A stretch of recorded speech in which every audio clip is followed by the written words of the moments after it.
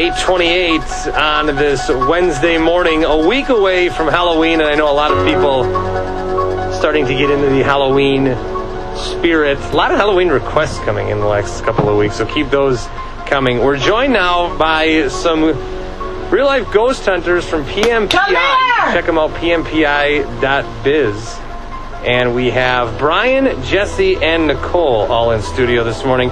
First of all, good morning to you guys. How is everything? Just Ducky. How are you doing? Just Ducky. Everybody doing okay? Oh, yeah. Enjoying the Alley's Furniture sweet seat, Brian? Oh, yeah. Good stuff. It's pretty comfortable. So it's Halloween coming up. A lot of people getting a little bit more interested in maybe the paranormal, the ghosts, things that may be with them that they're not aware of. Tell us a little bit about what it is that you guys do.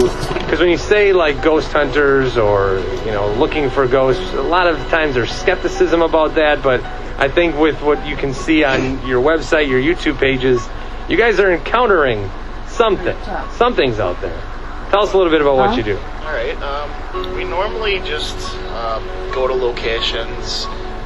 We just hear the rumors of it being haunted, and we go check it out. A lot of private cases too. So our private cases are we try to help them out to the point that it could be a lot. I'm trying to say here. Well, a lot of times they're nervous, they're scared of what's going on in their home, and they just want answers. And even if we can't find anything in the home, a lot of times just having some kind of explanation for what's going on, like whether it's high EMF readings, electromagnetic field readings, or even just getting evidence that their home is haunted helps, because then they know they're not crazy, Yeah. So you do get a lot of people that kind of get in touch with you guys that think something's going on in my house.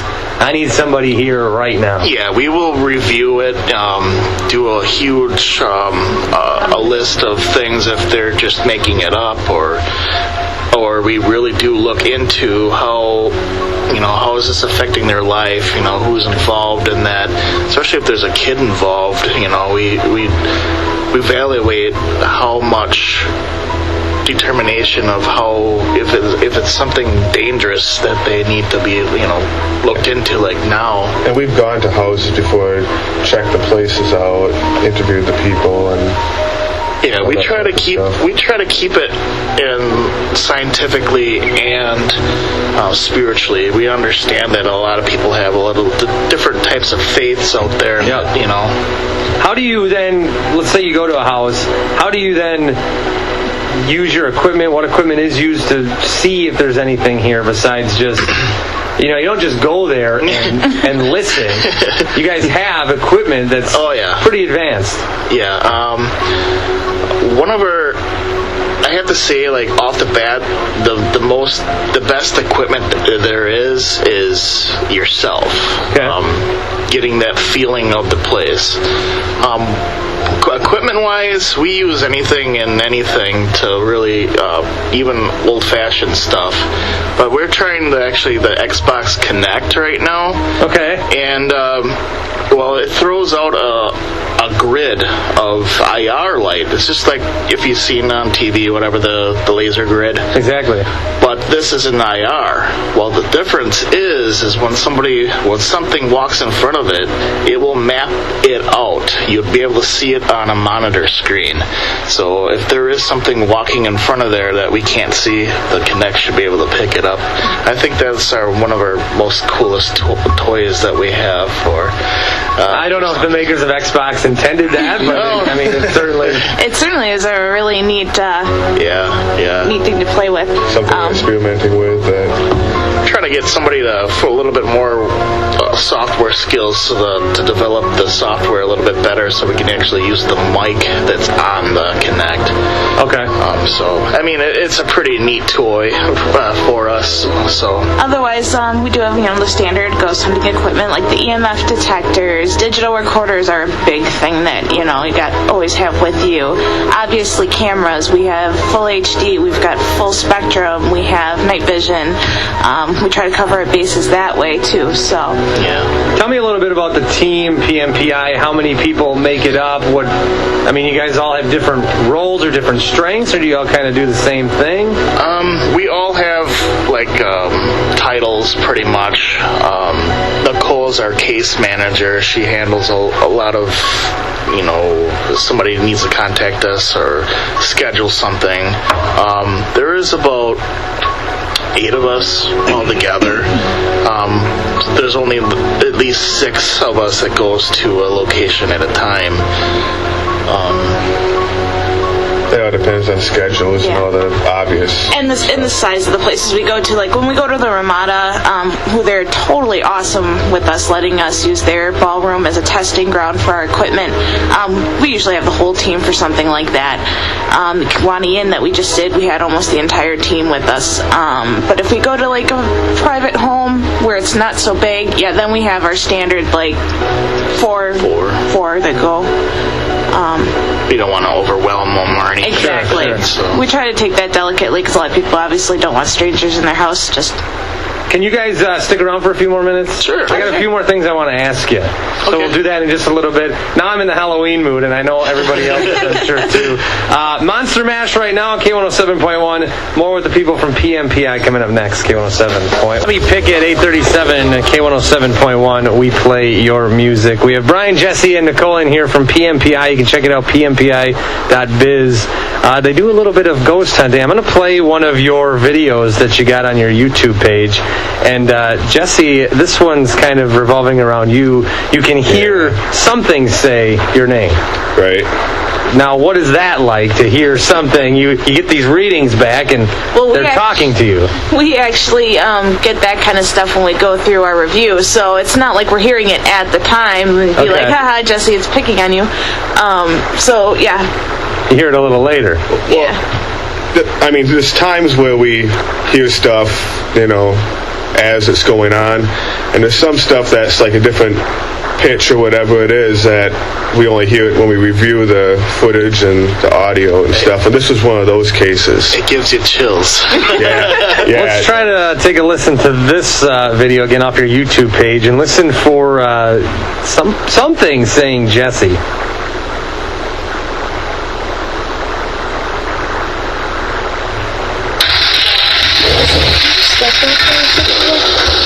Okay, so we heard it there. We're going to play it a couple more times so you guys can hear that. And by the way, that's our ghost box.